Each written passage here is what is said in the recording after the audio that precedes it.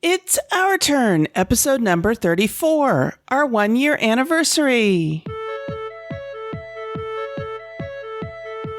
In this episode, Jessica, Sarah, and I celebrate our 1-year anniversary, and Jessie talks about session 0 of a role-playing game.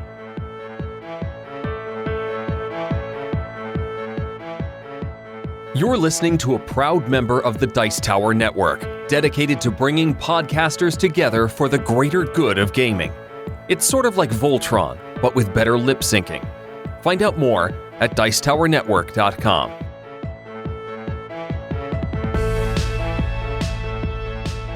Hosting for this episode is generously provided by our wonderful supporters on patreon.com.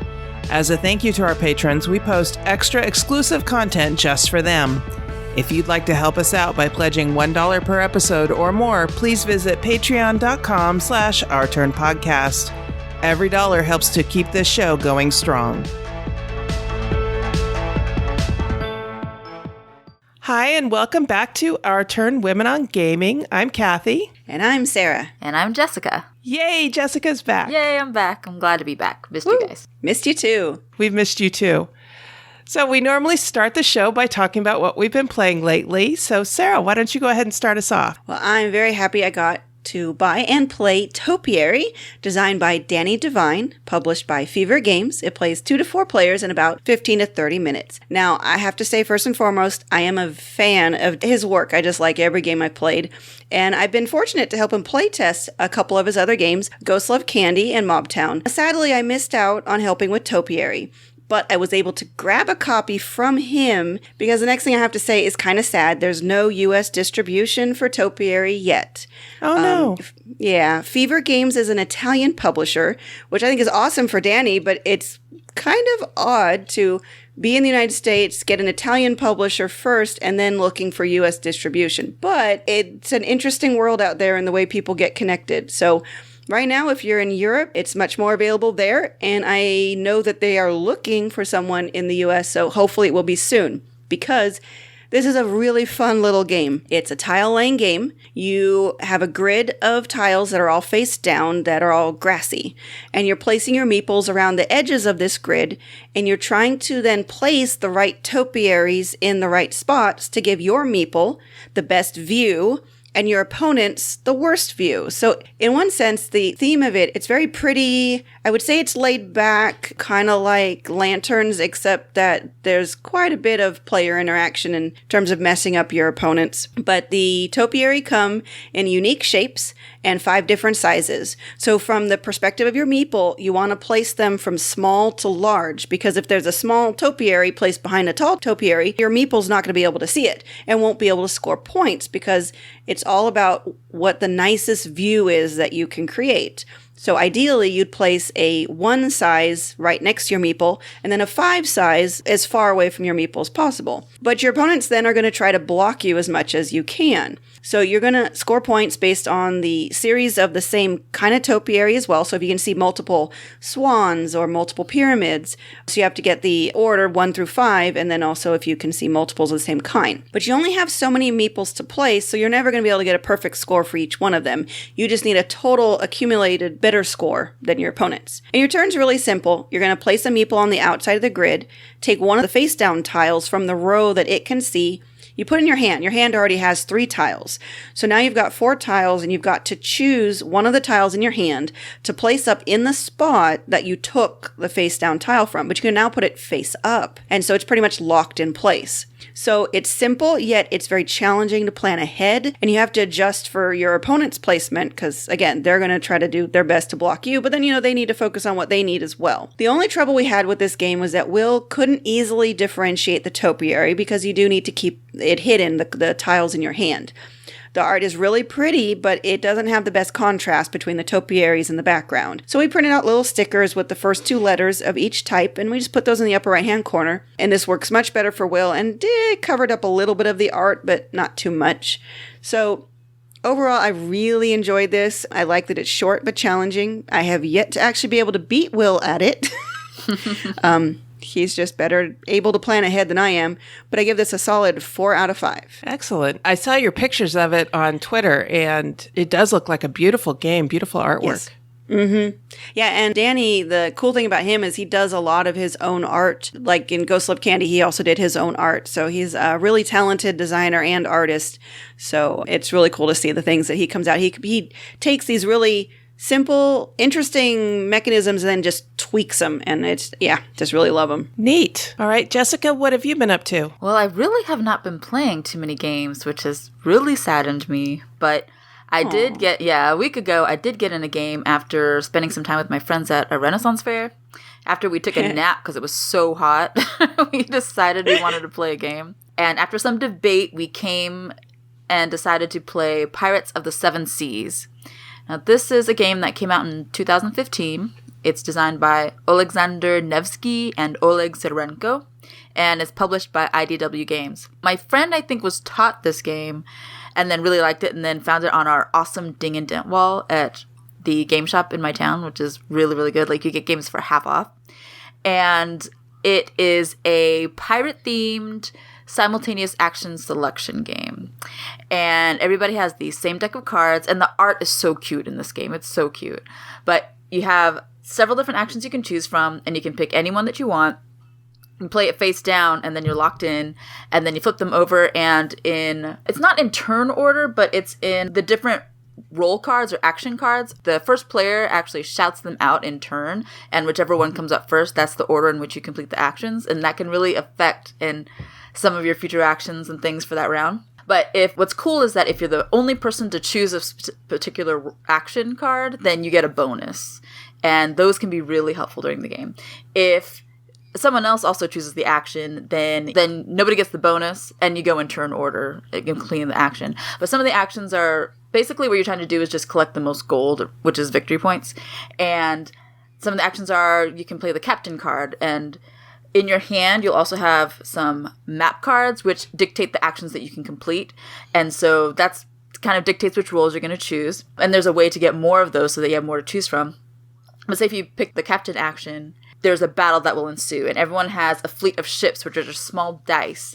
And then the battle card will indicate how many, like, enemy dice, like red dice, will be contributed to the battle. Everybody has to contribute some ships to the battle, and then you just roll these dice. And if your die value is higher than the red enemy ships, then you kill those off, and then any ships you have left over after the battle, that's the number of goods that you get to select. And the way you get the most victory points is by collecting a bunch of goods. Each ship can hold one good, and then you take an action to go to port and trade those in for points and gold. This game that we played was really brutal at the beginning. All of our ships died. I mean, they just got killed off constantly. Like, 15 minutes into the game, we almost quit because it was so brutal. But there's some other actions you can do. If you lose all of your ships, you can take the governor action, where you're basically bribing the governor to get all of your ships back. But if you do, you have to claim a country. And those battle cards I mentioned, they have a country symbol on them. And anytime they're played, once you've claimed a country flag, then you gain a black spot against your reputation, which are worth -3 points at the end of the game. So you really don't want to collect those. But sometimes if all of your ships are gone, there's another action. You can go to the shipwright and pay for a ship with victory points. But that can be slow going because you only start with, I think, 10 points to begin with. So you don't have to, and I can't remember how many ships you have. You have a lot of little dice to play with. So sometimes it's worth it to go to the governor and get all your ships back and get that black spot. And what's cool, though, is if you're the only person to play a governor action on a turn, and if you're the first player, you get to remove 2 black spots. So basically, you end up gaining one, but then you can get rid of that and an extra one. So that can happen, but it's really rare. It's hard to, I mean, it takes we play a 3-player game, so it took 3 turns before it came back to you. And if you're the only one to play that action, you could possibly get rid of an extra black spot. So there are other actions you can do. You can play the Aborigine card that will change what's valuable at port. What's cool is that if, say, the coffee is worth 3 victory points if you contribute 3 or more, if you trade in 3 or more, then if you trade in 5, it'll be worth 15 victory points. But if somebody changed the port right before you, because the Aborigine card is played before you can trade in goods for points, someone might change it down to 1, which I did. So if she traded them all in, they'd only be worth 5 points instead of 15. So there's just so many cool things about the order in which the actions have to be played in, and depending on which map cards you have, because if you play an action and can't complete it because you don't have the map card, then you gain a black spot. There are other ways too. If you lose ships, you get a yin-yang token, and then when you play certain cards, you can trade in some of those yin-yang tokens for protection for your ships in battle, for the ability to hold 2 goods for a ship versus just 1 good per ship, because you want to be able to hold on to ships to hold on to goods, but then also have ships for battle stuff. So there's just so many cool things that you can do with this game, and I love that there's some negative player interaction, but it's not so bad that I don't like it, because I really hate negative player interaction. The art is amazing. It's so cute. The game comes in a tin, and like it's flatter and kind of wide, but it's cool because you use the entire tin for the game. You flip it over and use the bottom. That's the score tracker. And then it has places where you put all the different tokens and things. Yeah, the inside, the top lid, you flip it under, and because it's lipped, there's a thin map that you stick inside there, and it kind of just shows like land masses and water, and that's where you chuck all of your dice and have your battles, your ship battles. Such a fun game. I feel like it's underrated and not mentioned enough. This was one of my top games of 2015, and I don't play it enough, and after playing it again, for me it's a 5 out of 5. I think it's so fun and has so many cool elements to it. Nice. I haven't heard that one or seen it on the table at all. So how's the artwork on it? Oh, it's really, really cute. Like the Aborigine kind of looks like a hula girl or whatever, but it's like cartoony, but not too chintzy. Like, I don't know. I think it's like nice soft colors and very brightly colored, and I think it's great. Okay, great. The game that I am going to review right now is called Queen's Necklace. Have either of you played this one? No, I have not. Okay, this one was designed by Bruno Fedudi and Bruno Cathala, and it was published in 2003. I hadn't heard of it that far back. I'd only heard of it recently and was surprised that it was that old. Mark and I sat down and played a 2-player game of this, and we had a total blast with this game. You are jewelry making apprentices, and your job is to build the most beautiful jewel. Now, there's a difference between gems and jewels in this game. A gem is like a diamond or an amber or a ruby or an emerald. Those are the 4 different types of gems you're allowed to use. Gems are combined to make up jewels, like jewelry, jewels, like crowns and necklaces, rings, tiaras, things like that. And the board is a market, and there are different cards. There are 5 slots on the market for different cards, and they can be either gems, so the pieces that you use to make up your jewelry, or they can be accessories. So there's a ring, there's a pair of earrings, and then there's the Queen's Necklace, which is this big ornate necklace that you use it to counter one of the character cards. Also, on the market, you can put out these different personalities that are influencers on either gameplay or on the sale of things. And the king, what he does is you pick a type of jewel, like emeralds, for example, and the king says, that's worth nothing now. That particular gem is worth nothing. Oh, man. Well, the Queen's Necklace is used to counter the king. So if the king says, your emeralds are worth nothing, and you play the Queen's Necklace with your emeralds, the king is wrong. There's like a banker that gives you +1 when you score your necklace. You each take turns playing. First, there is an influence phase where you play any of the influencers that you've purchased. So, for example, the banker or the courtier, and there's a male courtier and a female courtier, and they do things slightly differently. There's the lady in waiting, and there's the court favorite. And they all do different things. They have different powers to influence the game in some way. So you play those cards first. You can play as many as you have in your hand as you want to play. And then you go to the purchasing phase where you go and you purchase things from the market, either influencers or gems or accessory jewels. And you put those in your hand. And part of the fun of the game is trying to remember what your opponent bought. Because, for example, I kept buying up the king when the king card came out because I wanted to try and make Mark's cards worth nothing. Of course. But I forgot to remember that he'd also purchased the Queen's Necklace. And so when I said, your emeralds are worth nothing, he goes, oh, baloney. And he actually ended up winning that particular scoring round. Then you have the devaluation phase. And there are these little clear markers that you put on each card when they're put on the market. And they have these symbols going down the right-hand side that are number of pounds that it costs to buy this card. And during the devaluation phase, the marker moves down 1 until you get down to the X, and then it's removed from the board if it hasn't been bought by then. So then at different points during the game, a merchant comes out, and that's what triggers the scoring round. So then when that comes out, you lay down your groups of gems and you score. So for example, in one hand, I think I had 8 emeralds and a ring. And Mark, I think, had like 3 emeralds, for example.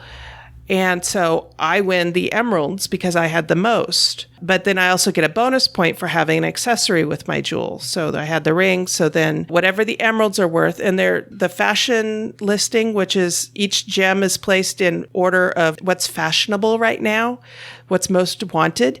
So the one that is in first place gets plus 3 points. And then second place gets 2 points. Third place gets 1 point, and fourth place gets nothing. And then there is the rarity scale, and that also adds to your points. So when you count up all of the gems that have been played into the market, then you decide the rarity of the gems. The least rare gem gets 0 points, 0 additional points. So for example, on the turn where I had 8 emeralds and Mark had 3 emeralds, that's 11. That was the most gems that was out on the table. So that had the smallest amount of rarity, but it was also the most fashionable. So that was in total was worth 4 points. What you're looking for is the most fashionable and the most rare. And that will get you the highest number of points, plus playing extra accessories with it. Anyway, we went ahead and played this game through, and we had a lot of fun playing it. There was some take that with it, when you play the king and stuff like that. But one of the tricks of it is when you play the king on a type of gem that also has the queen's necklace, which you don't know this ahead of time. Not only do you lose 5 points, but your opponent gains 5 points on the scoring track. And when that happened, that put me down to 4 victory points and Mark up to, I think, 12 or 13. And at that point, he was a runaway leader, and I could never catch up. So I'm looking forward to trying this game again, but maybe with a higher player count. Sounds like it. To see if it's a little less tricky. It played fine 2-player, but once he got so far out in the lead, there was no way for me to catch up. So that's the Queen's Necklace, and I give it a good solid 4 rating. I'm anxious to see how it plays with more players and if it can be even more fun. I think it can only go up from here. So it was a fun game. It was really a lot of fun. Well, yeah, I've heard a lot about this one, but I had no idea how it played. So thank you for, letting us know about it. And it sounds interesting. I would like to play it. Yeah, it was a lot of fun. Yeah, it definitely sounds like whenever you have that kind of, area majority, typically they do better with more people because otherwise, just 2 players, one person gets out ahead, they're just going to stay out ahead. So I do hope you get to play it again soon with 3 or 4 players because it sounds like that would be much more dynamic. Yes, I think so. It goes up to 4 players. Good. So, yeah. So that's the Queen's Necklace. Sarah, how about you? You got another one? Yeah. Well, it has been a bit of a light, couple of weeks, only in terms of published games because I've been playtesting Oaxaca and our other games that are still in prototype phase so much. But I have been playing a lot of and I'm probably going to pronounce this wrong, Jaipur. Dang Jaipur. It, I can never get that right. Jaipur. Ugh, me in English. Okay, Jaipur. The app came out. Okay, so I totally understand this is supposed to be one of the most popular 2-player games out there. And a lot of people like it. I'm still trying to like the game. How could you not like this game? It is because I have not learned it well. And it's because the first time I tried to learn it was on the website Yucata. And some games I have a hard time learning digitally. And I just think that's it. And I don't know anybody who has owned it. So the first time is my friends in Ohio. They were like, hey, well, let's play this new game. And so I'm like, okay. I lost 10 times in a row. Uh-oh. There was something I was just not getting. The funny thing is I had it with me in California. Dang it. Oh, no. Okay, well, next time.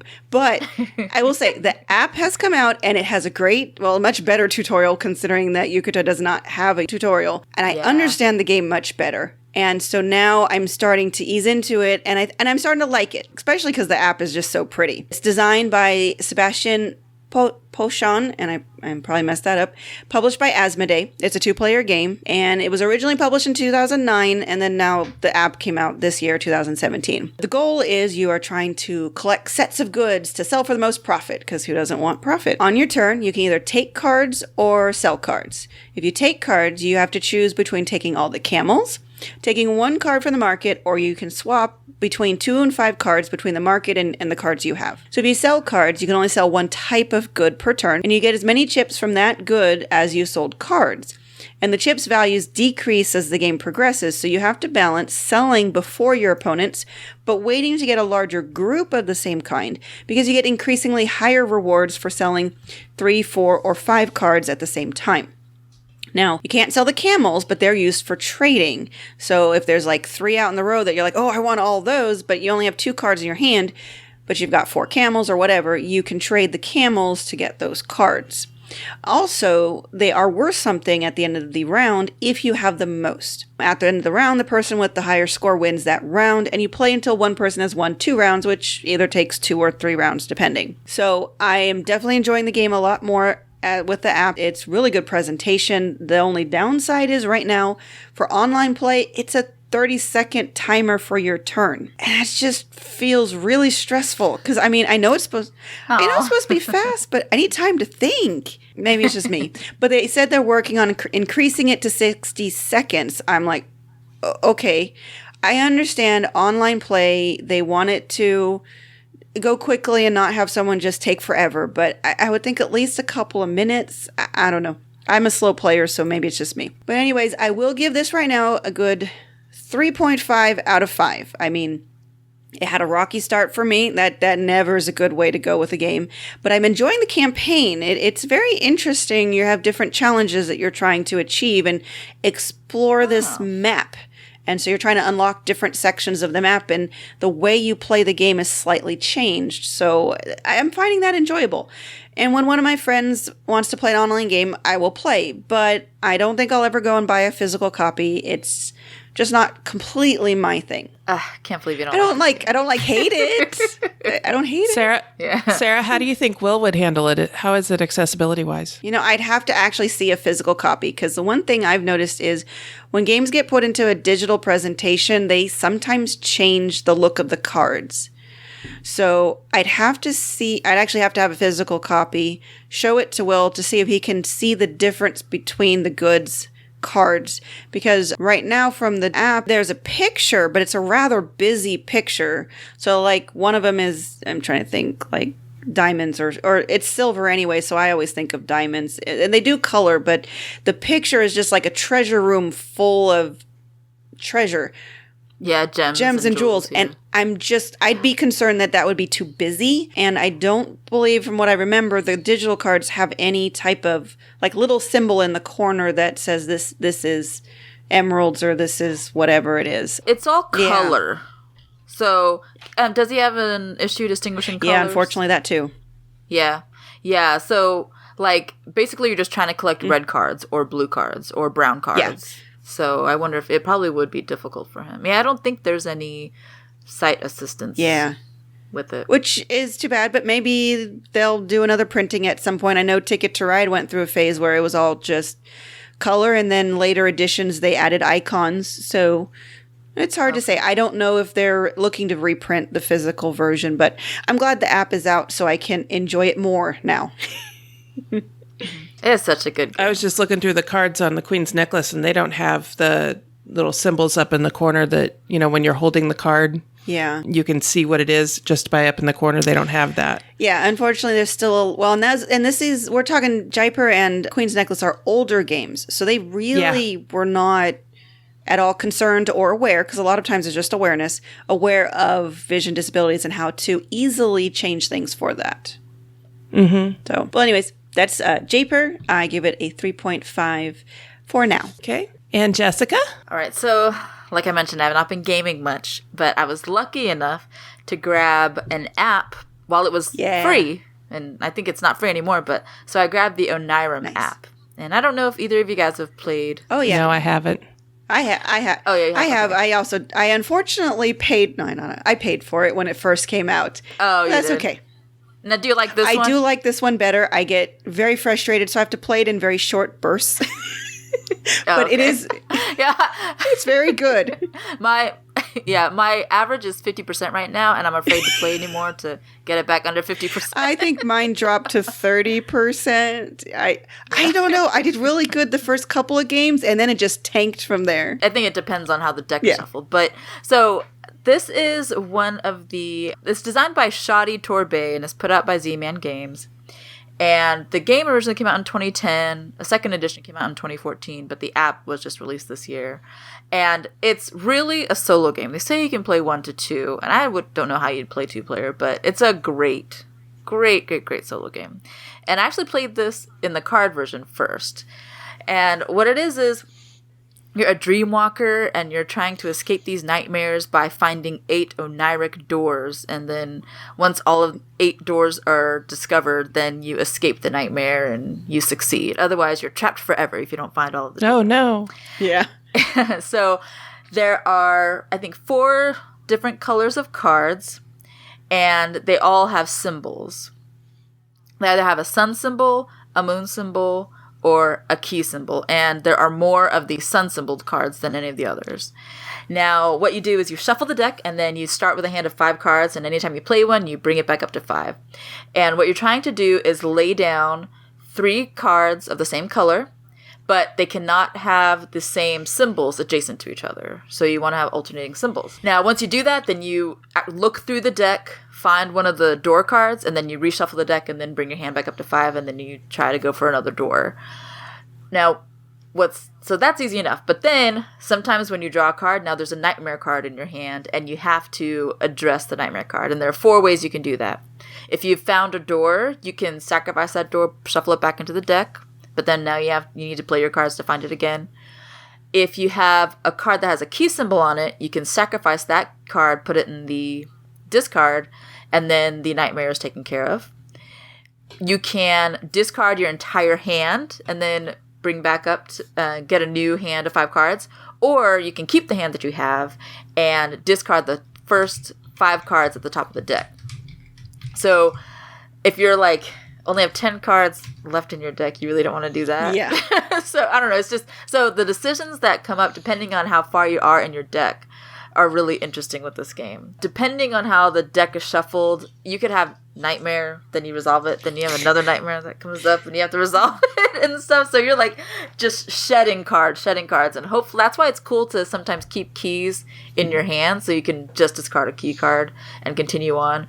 But sometimes, maybe what's cool too is that if you have a key in your hand, and then the next card you draw to bring your hand back up to 5 is a door card. If you have the key that's the same color as the door, then you can automatically sacrifice that key to get the door. So that's another reason why it's cool to have key cards in your hand and keep them there.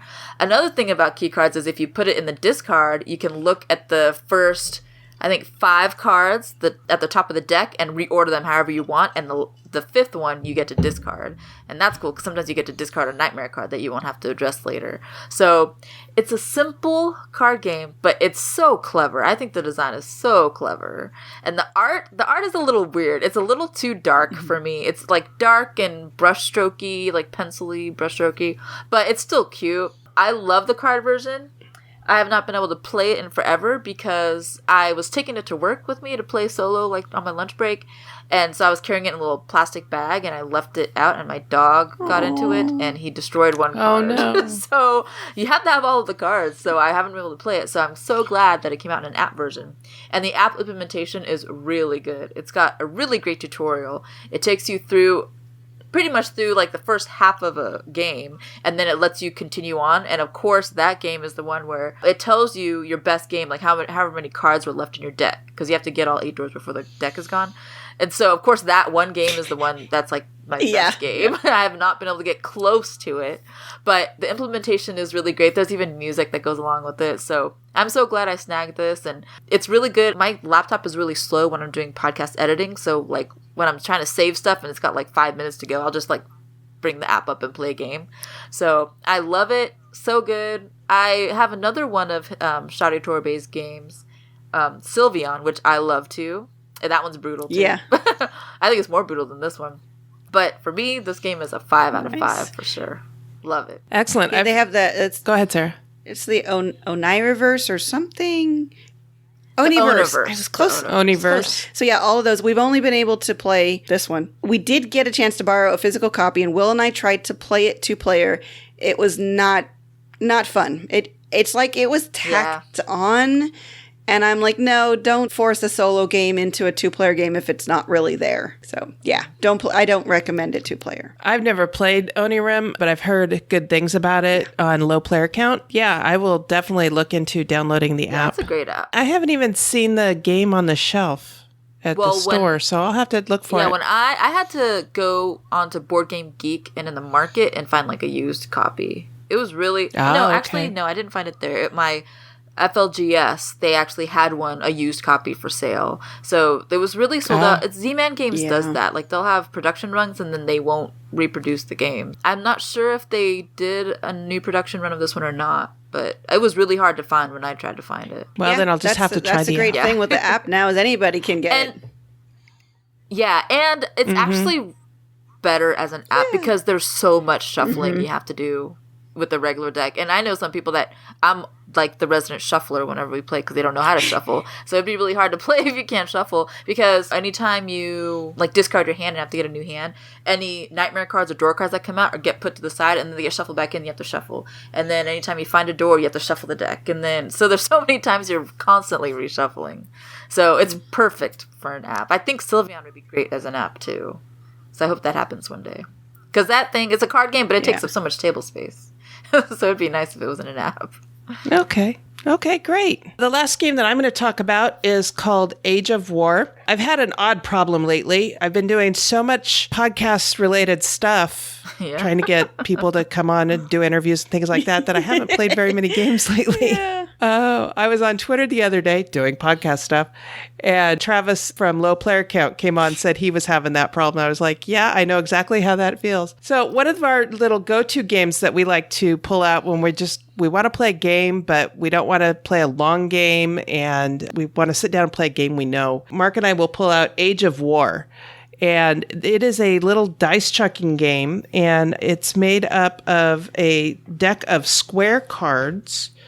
And the concept is that you're in feudal Japan and you are a shogun who is trying to capture the castles of other shoguns. And so there are 5 different colors of castles. The cards are different colors. Each color has a different grouping. Like yellow has 5, purple has 2, red has 2, green has 1, and then gray has 4 or 5 cards. And each of these cards has a recipe on it, basically, for what it's going to take to capture that castle. So, for example, on the 1 point yellow card, it takes 10 swords to capture the castle. But on the 2 point yellow card, it takes 2 bows and 7 swords to capture the castle. And so the dice, there's 7 dice in the box, and they have swords and horses and bows, and then they have a shogun face on them. And the swords come in 1 sword, 2 swords, or 3 swords. And so you roll the whole handful of dice, and then you can choose which ones you're going to pull out and then which ones you're going to re-roll. And you get 3 rolls to try and make up your recipe. And if you don't make it by then you lose and you pass the dice on to the next one. And so you don't get to hold anything because all the dice have to get passed to the next person. And you play until all of the castles are gone. They've all been claimed by, one of the players. And then you count up the victory points. Now, one of the catches with this game is, as long as you don't have the full set of cards, it's possible for someone to steal that card from you. So if you don't have all of the yellow, they're not protected. So if I had 2 yellow and Mark had 2 yellow, he could try and take yellow from me. What he would have to do is match the recipe that I played to get it, but then he also has to add 1 shogun face. I do not like that. in order to claim the castle from me. So I was thinking the same thing. Once you've got a couple of castles in front of you, it's important to kind of keep an eye on your opponent because they may have something you want, you may have something they want. And so you can either go from what's out on the board or you can go from what's in front of your opponents. And yeah, it can be tricky and it can be brutal. This game plays in 15 to 30 minutes unless you get a bloodthirsty game going. And Mark and I always play for blood. We go at it. Now, once you've collected the full set, you turn the cards over and they're actually protected now, so they can't get taken from you. Okay. And also, too, they're worth more collectively than they are individually. So once you turn them over, one of the cards has the point value on the back for the collection, and that's what you're going to score, not the front of the cards. So it's a fun game, and I have taken this to work. We've pulled it out when we've had a big brain burner game, and now we just want to play something quick and easy because it's easy to explain, it's easy to play. There was one point where we actually got introduced to this game one time when Mark was in the hospital and some friends came to visit, and they brought this game, and we just absolutely fell in love with it because it was small enough and simple enough we could play it on the table that goes across the hospital bed. Yeah, once we saw that, we were like, yes, we need to get this game. And it is a mainstay of our collection. So that is Age of War, and it was designed by Reiner Knizia, and it was published by Fantasy Flight Games in 2014. I give this game, a good solid 4.5. It's almost a 5. Yeah, I really like this game. So when one person is checking all the dice, does the other player do anything? Other players do anything, or they're just waiting for you to finish? They're just waiting for you to finish. Right. Yeah, but they're, a lot of times we'll go, oh, well, you could do that, or you could do that. But of course, you're trying to distract them from looking at your cards. Yeah, look at these over here, or look what she's got over there. Yeah. I do not like that you can steal stuff from other people. But it sounds like fun. It is. It's a lot of fun. We have a great time with it. I can't believe I've never heard of this game at all. Yeah. Yeah. It reminds me of Wurfel Bonanza. That sounds familiar. Okay. Have you guys played Wurfel Bonanza? No. Yeah, so it's similar. Because of regular Bonanza, it's like bean farming or something. So there are bean recipes you're trying to complete by chucking dice that have different colored beans, and they're like different orders or different basically bean orders that you're trying to fulfill. But what's cool with Wurfel Bonanza is that other people can be fulfilling theirs on their cards too with what you roll. As soon as you lock some in, and then they can only go by what's continuing to be rolled, whatever. So that affects what you can do. And then once you complete an entire card, it'll be like worth 4 gold coins, and on the backs of the cards are coins, and you're trying to collect, and whoever gets to the 13 coins or something wins. So, but it reminds me of that, and I love games like that where you're trying to complete an order by rolling the dice, and I love the Yahtzee mechanic. It's simple, but I love it. Any game that has that, really, I like.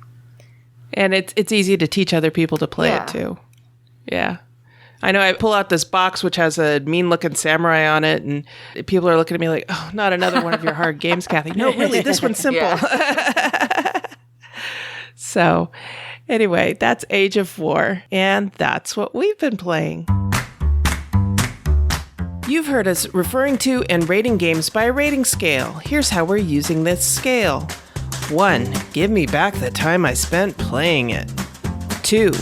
Has great potential as kindling. 3. Decent with some bugs. 4. A good solid game. And 5. Buy this now.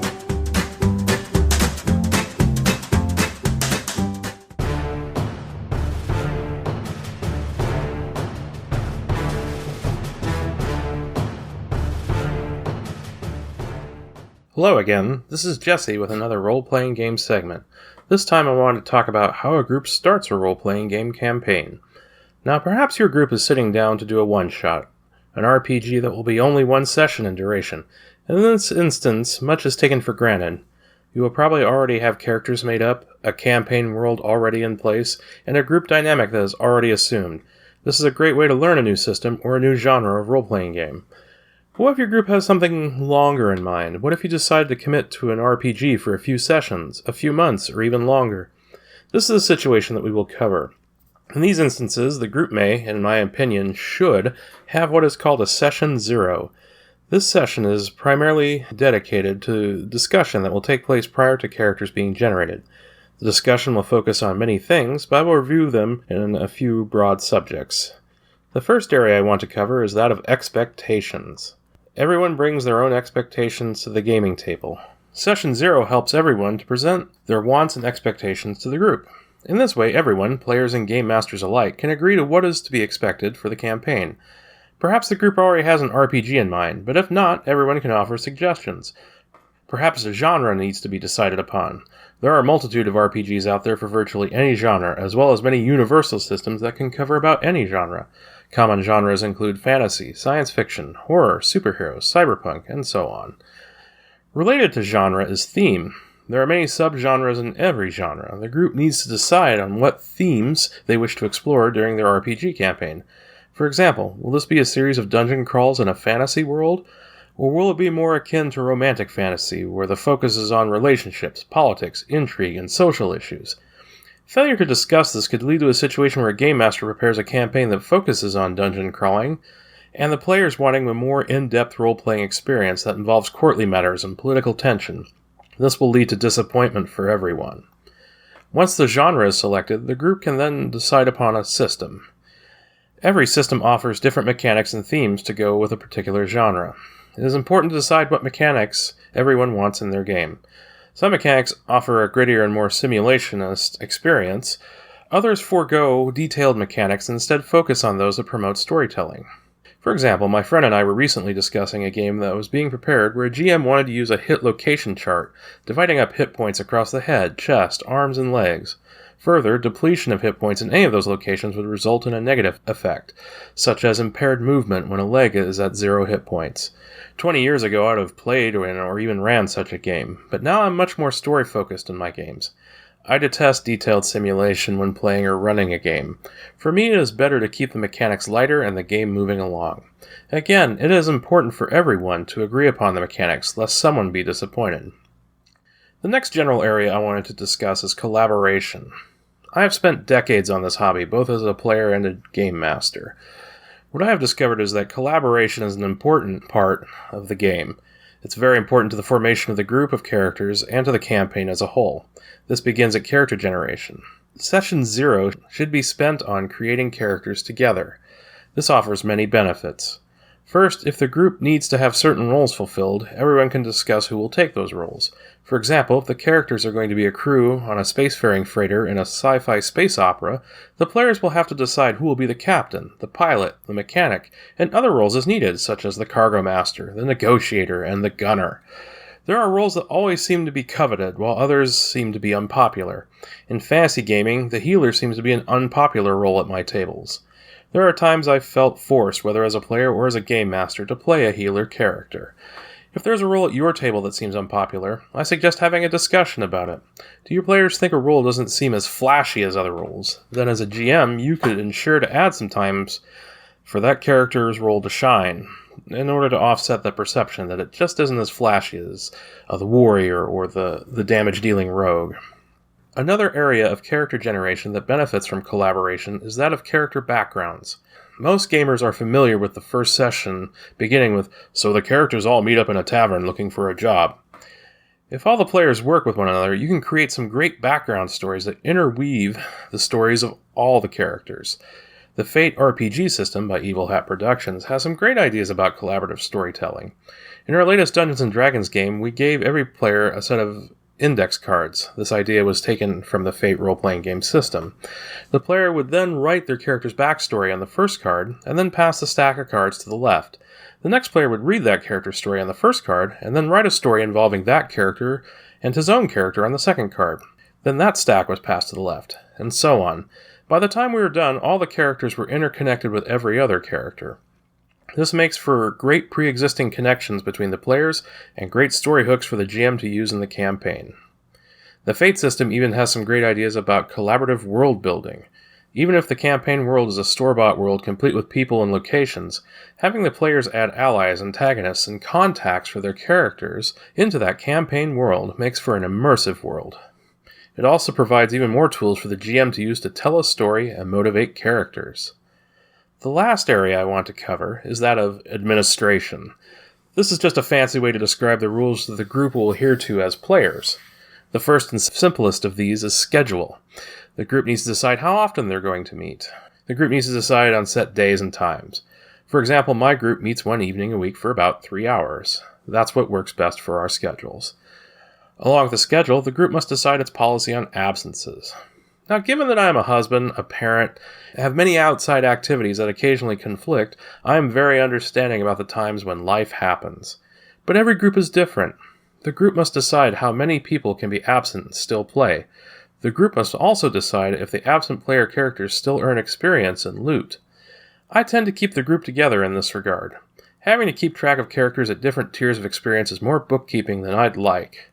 Plus, if you're running a store-bought adventure series, it is easier to keep the characters at the same level to meet the requirements of those adventures.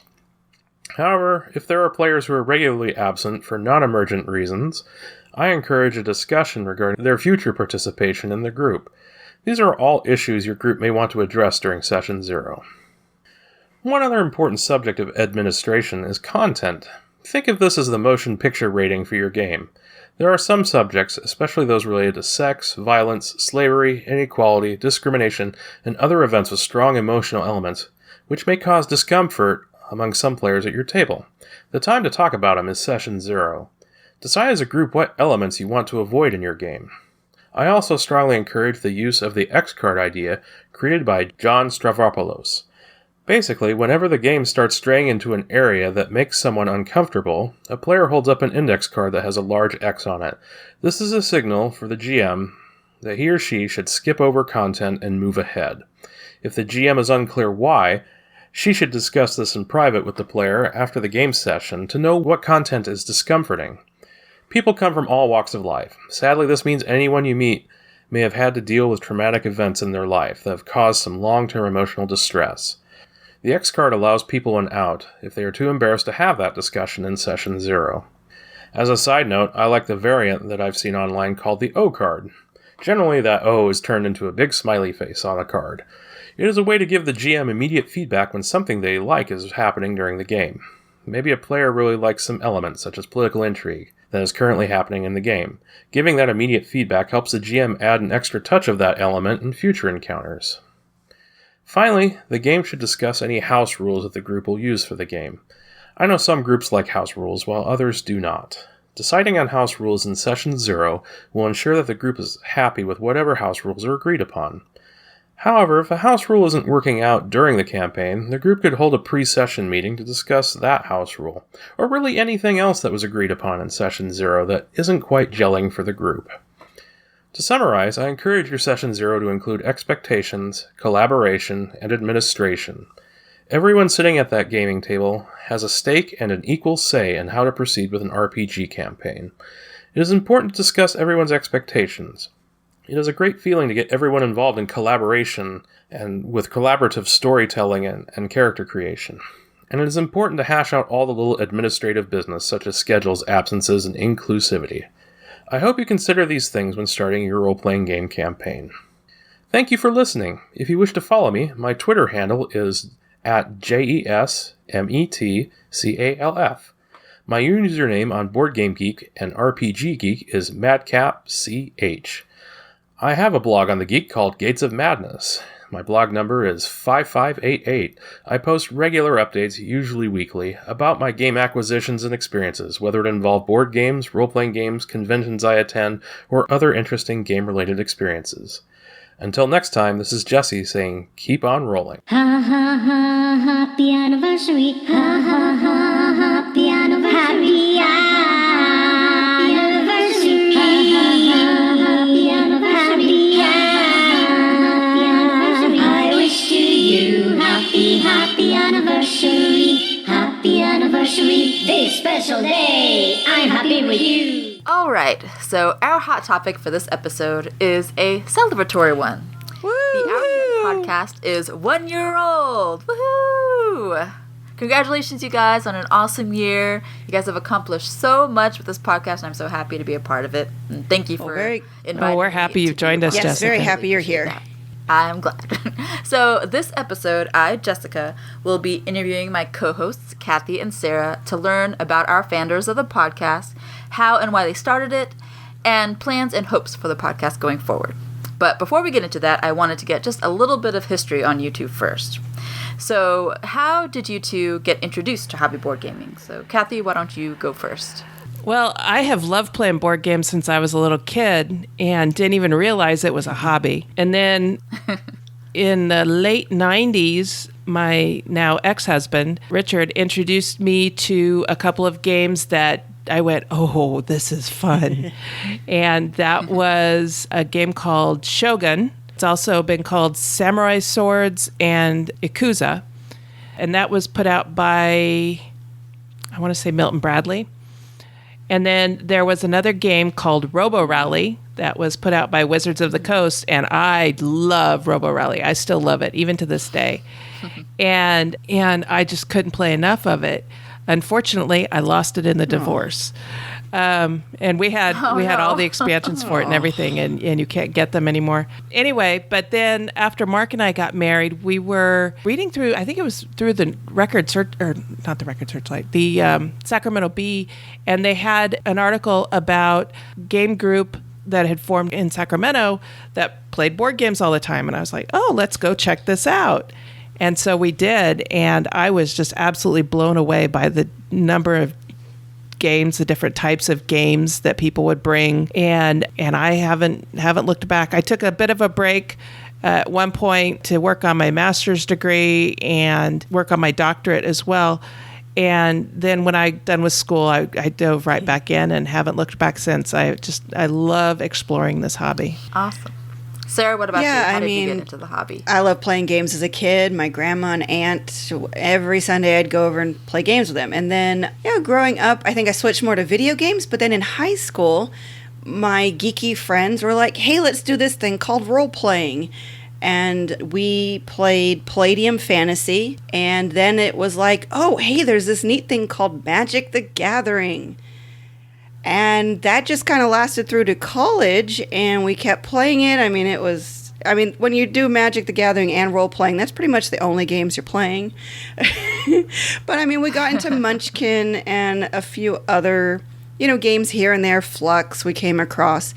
But it wasn't until after we got married, and we're still role-playing and still playing a couple of games here and there, we kind of got burned out on role-playing, and so interesting circles about how my Lego hobby and my board game hobby kind of intermix is my Lego club had been invited to participate in this big initiative with the SAC Geeks to do this deck of cards where each club had their own card. I don't remember which one we were.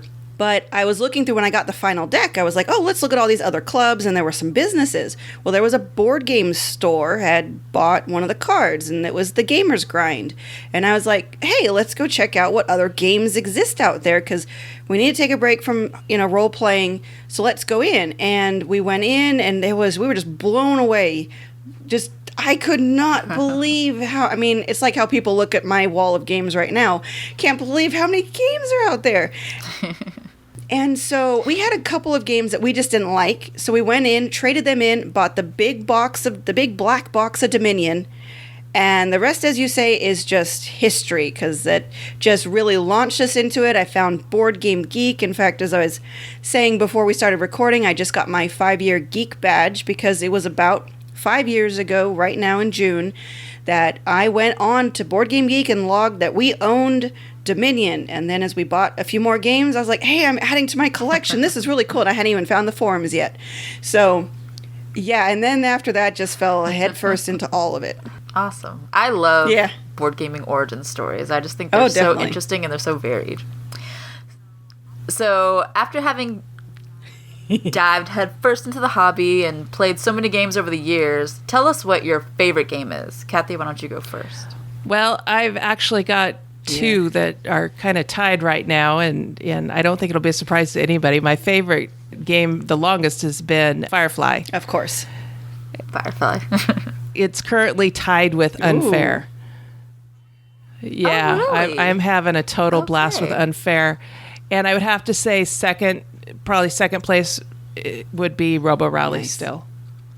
Yeah, really? Yeah. Awesome. Oh, this is a tough one because there's so many good games.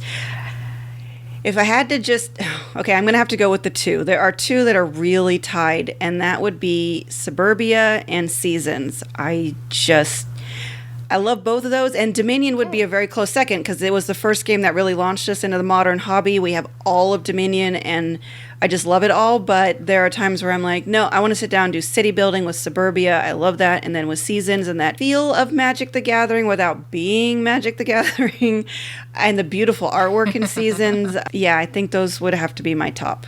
Great. Nice, varied taste in games. All right, so who had the initial idea to start? That'd be the Cathy. Our Turn Yeah, podcast? I did. Cathy, okay. So what motivated or prompted you to want to start a podcast? Well, my friend Frank, hi Frank, he recommended that I would probably be interested in listening to the Dice Tower. And so I started listening to the Dice Tower and I was like, oh, tell me more. And started listening to more podcasts and, you know, listened to The Secret Cabal and Low Player Count and Heavy Cardboard. And just I also was listening to NPC Cast, which concentrates a lot on role-playing games. And I just couldn't get enough. But the one thing that I noticed was that all of these podcasts were hosted by guys. Some of the shows I was listening to, like On Board Games and State of Games, had women as co-hosts or contributors, but they weren't the leaders of the podcast. And I know a lot of women in the gaming hobby in this area, in the Sacramento area. And I was like, why don't we try and put out one that's just all women that are, you know, leading the show? And so I got onto Facebook Messenger and I put out a call to all of my women friends that I knew were into games and said, would anybody be interested in doing a podcast with me on gaming? And actually at that time, Sarah and I had never met. We had met through Board Game Geek. Yeah. Oh, okay. And we had corresponded through Board Game Geek a little bit, and then we followed each other on Facebook. And so when I was putting together the group of women that I was going to reach out to and ask, because I sent out like just one blast message on Facebook Messenger, I got to Sarah's name and I was like, I don't know, would she be interested at all? Doesn't hurt to ask. And so I sent out this blast, and Sarah came back with yes, and Maida and Melissa came back with yes. And then my niece Nicole and my friend Ella also came back and said yes. Everybody else was either too busy or just the thought of talking into a microphone was too terrifying, which is totally understandable. And so, you know, I put together an online meeting of all of us and didn't even have a name picked out for it or anything, and started pestering people through Facebook Messenger. What do you think about this name? Or what do you think about this name? And What was second choice for the name for the podcast? I don't even... Well, I think we started with Our Turn, and because we were saying, you know, it's our turn to talk about games. And Yeah. But then we wanted to make it a little clearer, and so then we went to Women in Gaming, but none of us work in the gaming hobby except Sarah, who designs games. And so then we kind of booted things around a little bit for a little while, and then we went, how about Women on Gaming? Mm-hmm. And so that's how we came up with the final title. And then the nickname for it is Our Turn Podcast, and that's because that's what I was able to get for the URL. I was also able to get it for Twitter and Instagram and Facebook and Pinterest and Snapchat. So we went with that. Yeah. Awesome. So why do you think it's so important that there be podcasts that are led by and hosted by women? Do you want to take that, Sarah? Or you want me to? Well, I mean, it comes to the root of what Cathy was talking about, is that we're just not heard. It's still a very male-dominated hobby industry. And so if someone is new to the hobby and they're, you know, a woman and they're kind of lost and can't, you know, find their way, or they're just trying to find someone else who thinks or just might have a similar viewpoint, it's just good to have more women be more visible, and because there are things that we would like to do different. I mean, again, it's hard to generalize and stereotype any group of people, but there are definite differences between what women want and what men want. I mean, it comes down to it, whether it's social or genetics or choices that we make. And like Cathy said, if there's all male voices, then that's the opinion and viewpoint that you always hear, always see, and you're going to start adopting that whether you want to or not. And so having our voices heard is just another way to, I guess, balance the scales a little bit and get more people to see that, yeah, you can make decisions differently. I mean, just simple things like art. Not all board games are for men anymore, and I doubt they ever actually were. So you don't really have to put the scantily clad woman on the front of the box.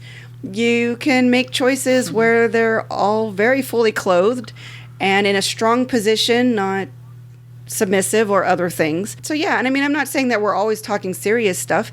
So it's like we talk about what games we've been playing, and that may or may not be other games that other like people, men, women are playing, but it's just, again, a way for us to be heard and for other women and other men, other just people to hear what we have to say. I've heard a lot of talk recently with the release of the Wonder Woman movie. Why is this movie so important? Why was it important that this movie be done well?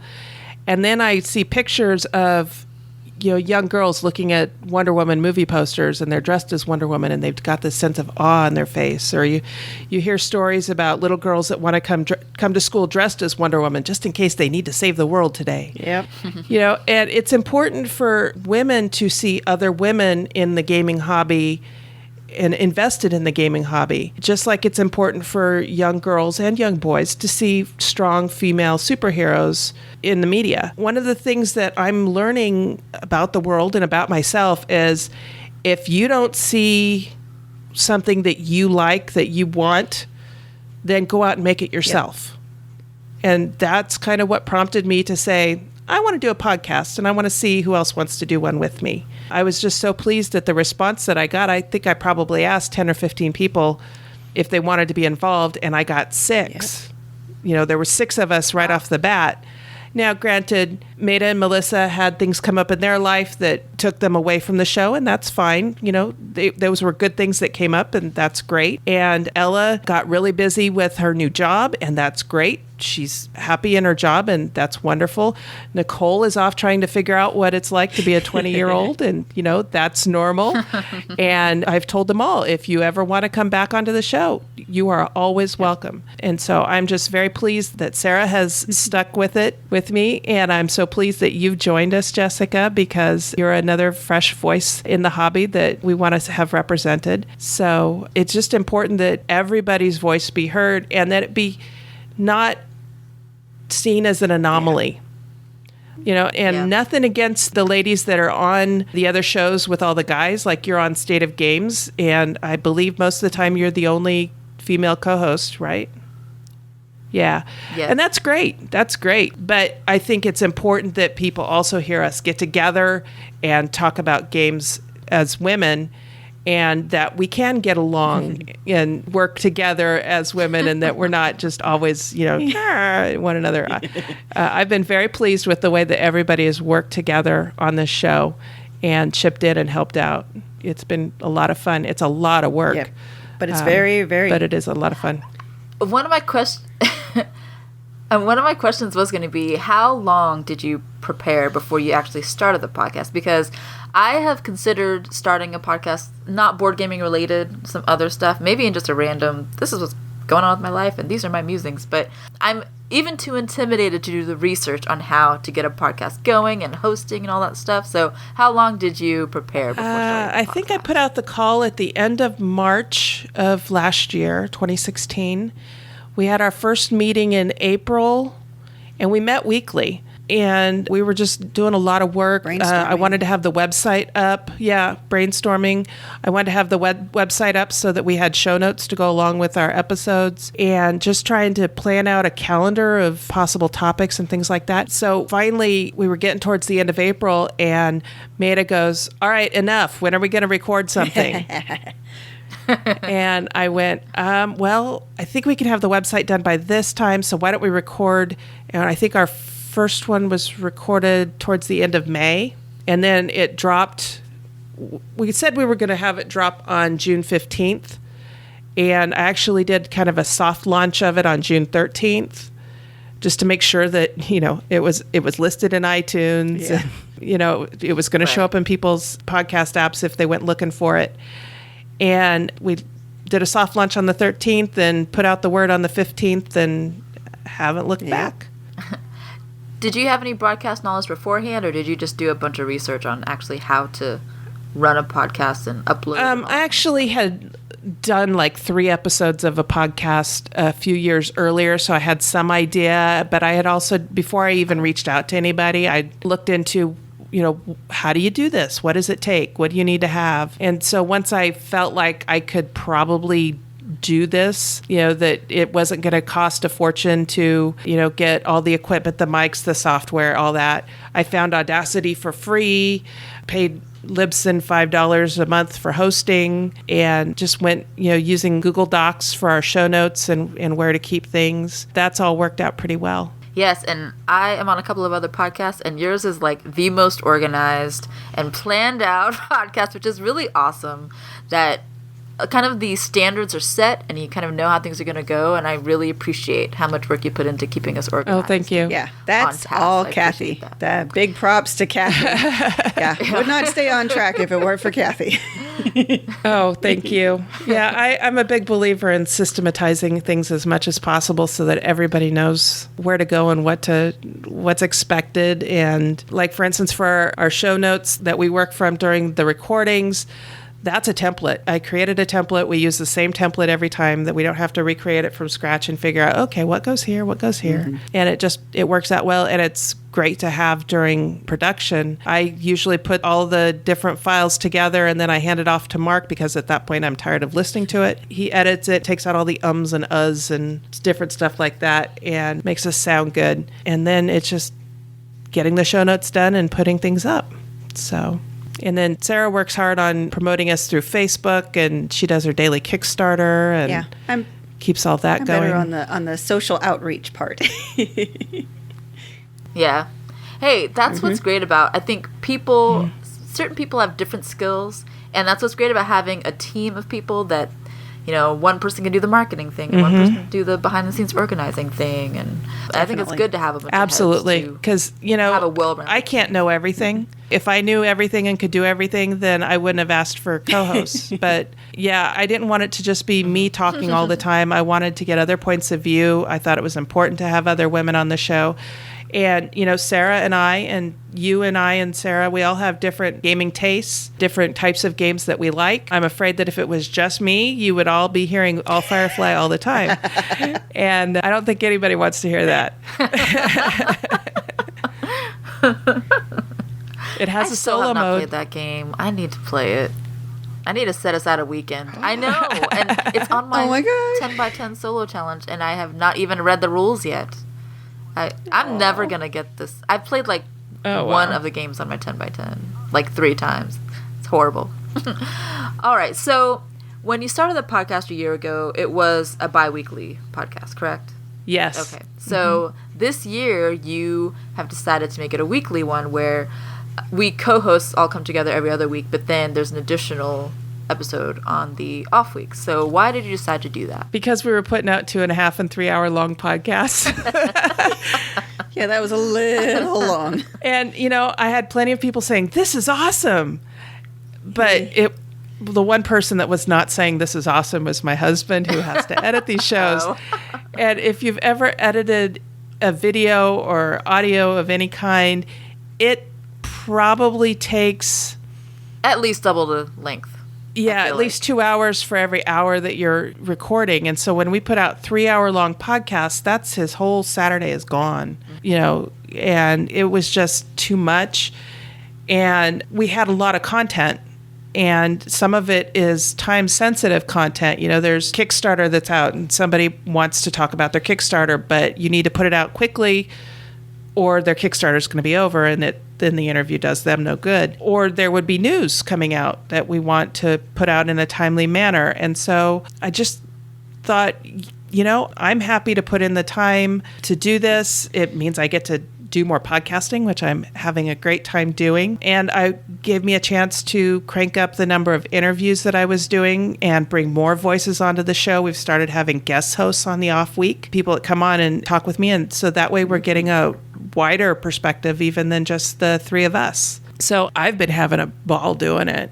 Like I said, it's a lot of work, but I've just been having a great time doing it and talking to lots of different people. Great. So I think I just have one final question.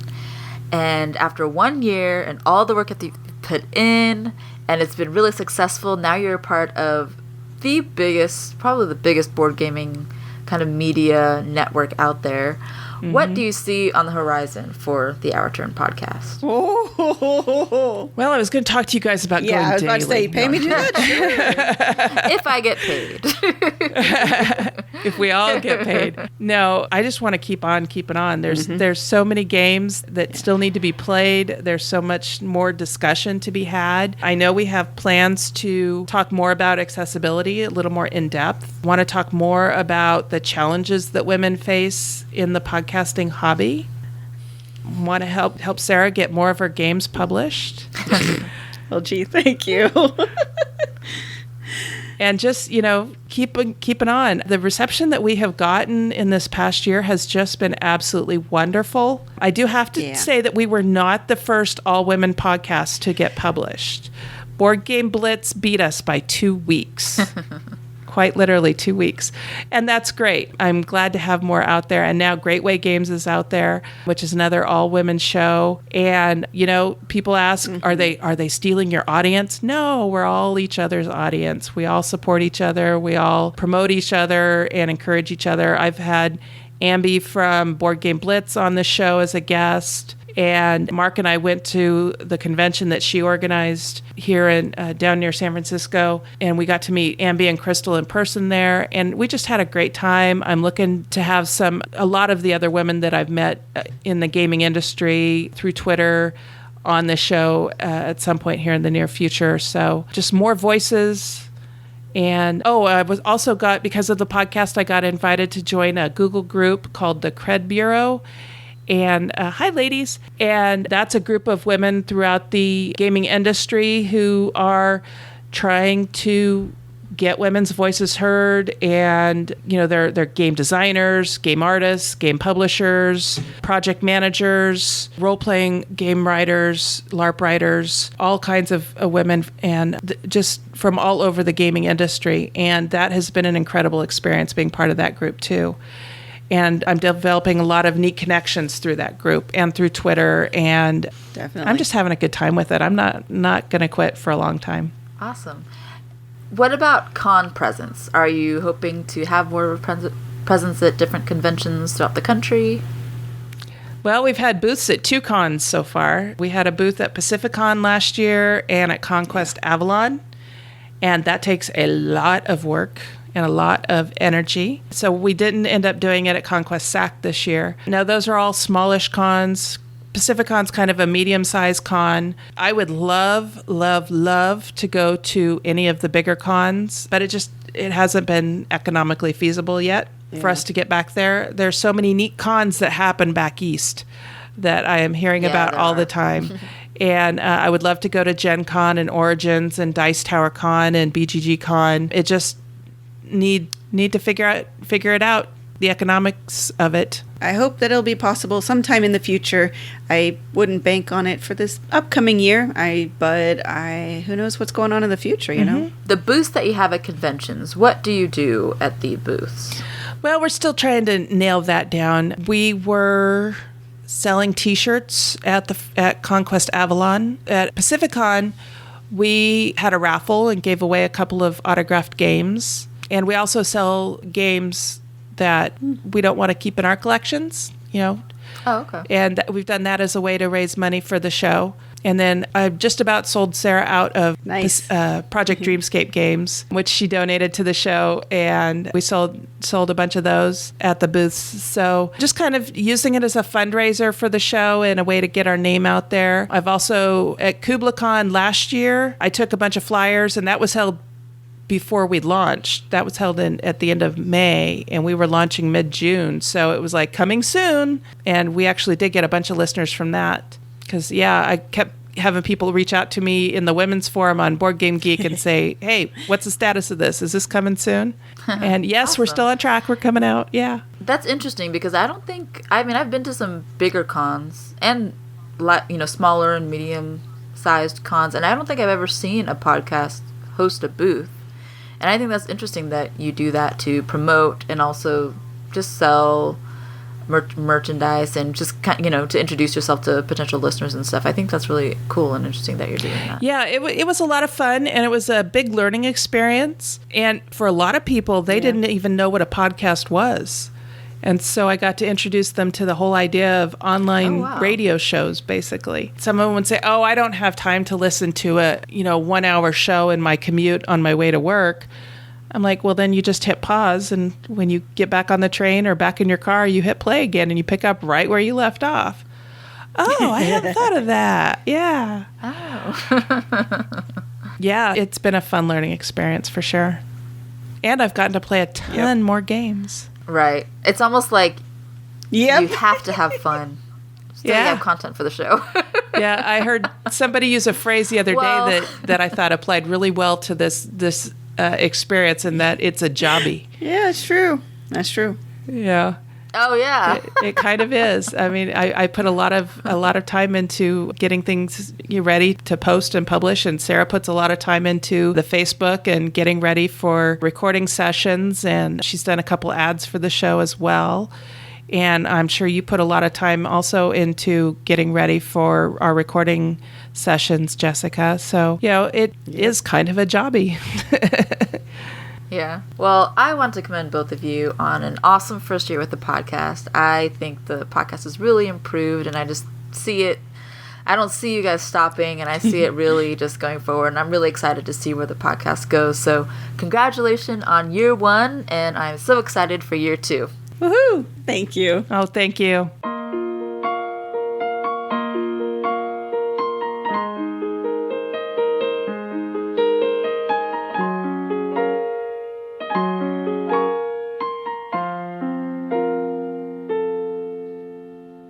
This is Cathy. On this, our 1-year anniversary, I wanted to take a moment to share some reviews left by a few of our listeners.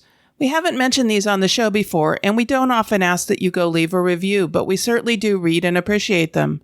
Going forward, if you leave us a 5-star review on iTunes, Stitcher, or Google Play, we'll read it here and thank you. Our first review is entitled, And Now for Something Different, and was left by Zopi71. She says, while I have no less enjoyment listening to the multitudes of all-male podcasters about games and gaming, it is very nice to have a woman's perspective. Their format works, and there is a nice variety of games discussed. Each episode gets better and better. They are very open to suggestions and responsive to their community of listeners. Keep up the great work. If I'm not mistaken, Zopi71 is Xanthi, who is a member of our Board Game Geek Guild and has been on the show a couple of times. Thanks. And the next review is entitled, Awesome Podcast, and was left by JHop88. JHop says, these ladies are doing a fantastic job of promoting diversity and inclusion in the gaming hobby. They are very knowledgeable about the games they talk about, have excellent interviews, and make me laugh from time to time. As a man, I'm proud to share my hobby with these women and welcome one and all to join me at my game table.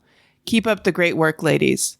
Thank you, JHop88. If you ever run into any of us at a convention, please come talk to us, and we'll be happy to sit down and play a game with you if time permits.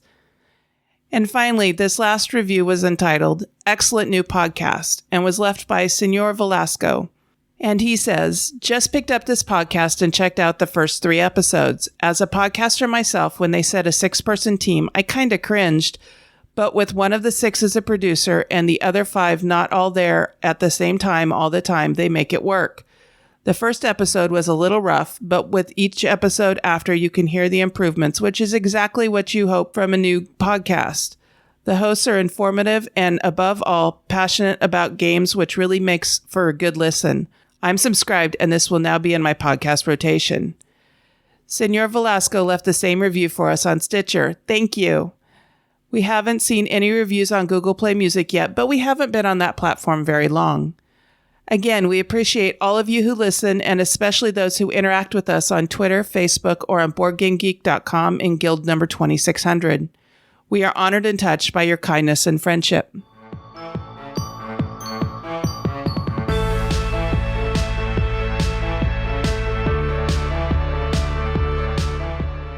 And now we're winding down and getting into the end of the podcast where we talk about what we're looking forward to in the next couple of weeks. Sarah, what have you got on your plate for the next couple of weeks?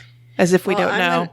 Yes, if you don't know, mostly it's going to be Oaxaca because we did launch on Kickstarter this morning of this recording at 9 a.m. and it is now 6:30 and we're well over $8,000. So Woohoo! I'm very excited. So yeah, my ride for the next couple of weeks is pretty much going to be Oaxaca. But unfortunately, to steal Jessica's thunder a little bit, I'm also going to be watching Twitter for all the peeps going to Origins because so want to go. I'm hoping maybe next year I'll be able to make it to Origins. But for now, I shall live vicariously through everybody who is going. Oh, well, otherwise, coming up this Saturday, we're doing Lego with our club. And then the following Saturday, the 24th, would be our role-playing group. So we're still trying to do our normal things, here and there with the extraordinary going on at the same time. Well, I have no doubt you're going to achieve your goal on Oaxaca. You've been promoting it for quite a bit and talking about it quite a bit for the last several weeks. Yeah. Both on Twitter and on the podcast. And I know there's a lot of buzz about it. And I think it's going to do awesome. Thank you. Mm-hmm. And just for anybody that's interested, we do have a link in our show notes that if you are a backer, please go click on that link. And it says, click to tell us you're a backer of Oaxaca. And it has a pre-composed tweet all ready for you to send out so that Sarah and I will see it. And just let us know so that we can get excited all over again. Yep. All right. Jessica, what do you got going on? Yes, I will be experiencing immense FOMO, fear of missing out, for missing Origins. I attended Origins last year. It was some of the most fun I've ever had, and it was really awesome because that was, I think, one of the first times where I met a bunch of people that I had been following on Twitter, and it was really cool to meet people in real life. And everyone is so nice. I mean, this hobby, like, some people have issues with people, but I've only really met amazing people, and people that, even though I've only seen them, now I've seen some of them maybe 3 times. So I call them friends because they're just that awesome and so much fun to hang out with and play games with. So I actually got there early last year and had dinner with some people the day before the actual convention started and met people for the first time and had dinner. It was like we'd been friends forever. It was just so awesome. So I'm so sad that I'm not going to be there. I'm so sad. And I just finished the Whole30, so I'm kind of glad I'm not there because I'd be tempted to have Jenny's ice cream because it's so good there. But, and the food is amazing in Columbus. Oh man, I'm so sad I'm not going. So I will be jealous watching everybody on Twitter. But I am really sad that I've not been getting any game in the last few weeks. It's very sad. It's kind of pathetic how paltry, like, the number of games I've been playing lately. So this Wednesday, I'm hoping to get in another day of gaming. Usually I go every week on Thursday. The last few times it's been switched to Wednesday. But my host for that weekly game night is a high school geometry teacher. Hello, Mr. White. And he's off for the summer soon, and he has a beach house that he goes to for the whole summer. So then we won't have the summer for gaming. So I'm hoping to get in this last game night before he leaves for the summer. So I'm going to get that in and maybe some gaming over the weekend. I'm going to be pretty busy here for the next several months. So I'm going to try to make it a priority to get in some gaming because you need time for fun and relaxation and absolutely being mean to people in games. So No, not mean. Brutal. Brutal. I am looking forward to going and visiting my 97-year-old grandma. My mom is in the area and she's going to go down and visit my grandma. And so I'm going to try and make a trip down there so I can visit with both of them at the same time. And my grandma still lives on her own in her own home that she's been in for 60 plus years. And dang. And she's had some health issues lately. And so I definitely want to get down and see her. And I always take games down to play with her. And she always tells me how she's not smart enough to learn these games. And then she beats me. So one thing I am planning to ask her is if she'll teach me how to play either bridge or pinochle, which are games that she has played for eons. So I want to learn how to play those games from her. I've always wanted to learn to play bridge. I know nothing about how it plays right now, but I want to learn. Yeah, I'm going to see if she'll teach me one of those. If we can play them with just 3 people, that would be awesome. And then a friend of mine named Lexi. Hi, Lexi. She has a young son named Thomas. Hi, Thomas. And Lexi's in my gaming group, but she's a single mom, and Thomas is out for summer vacation and driving her a little bit crazy. because they live in a little small apartment and he's pretty much confined to the apartment all day, every day. So I have offered to come over and get him and take him out a couple of days a week.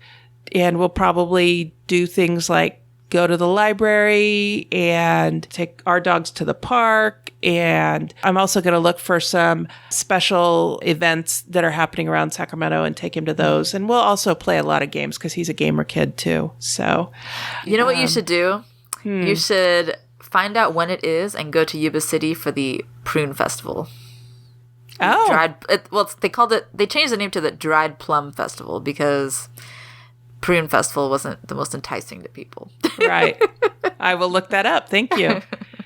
And then this coming Saturday is a library game day. So I am looking forward to going to that. I've had to miss the last few because I was babysitting my niece, Walker Lynn, but there's nothing in the way this Saturday. So nice. I will definitely be going and playing some games. Yay. Great. Yeah. So, Sarah, where can people find you online? You can find me on Twitter at EurogamerGirl. That's probably the best way to find me. Otherwise, you can find me on the Kickstarter for Oaxaca. I'll be responding to a lot of comments, helping out Ben, helping to run things there. And we will have a link to the Kickstarter in the show notes. But if you want an easy link to remember, just go to ourturnpodcast.com/Oaxaca. And Oaxaca is spelled Oaxaca. Yes. Right? Yeah. I always trip over it too. Oaxaca. Yeah. So, and then Jessica, how can people get a hold of you? The best way to find me is on Twitter at FeldFangirl. And you can also find me on the State of Games podcast. This week's episode that was released was really cool. It's about mean games and being mean to each other. Yeah. And you can also find me every other week or every 3 weeks on the What Did You Play This Week podcast. Since I haven't been playing anything, I haven't had anything to report. So I haven't really had as many episodes out there. But you can find me every once in a while there too. And we have links to all of those on our show notes as well. And then you can find me on Twitter. I run the @OurTurnPodcast account, and I also have my own account, which is @Cathy's Brain, and that's Cathy with a C. And then just check out our show notes. We have a list of all the games we've talked about in this show, and we have links to those games on Board Game Geek, and we also provide affiliate links to Amazon, and when we talk about them, we also put links to Drive-Thru RPG when we have RPGs on the list. And those are affiliate links, which means that if you go and buy the game using those links, that we get a little piece of that sale. So you're helping to support the show. Until next time, that was our turn. Now it's yours.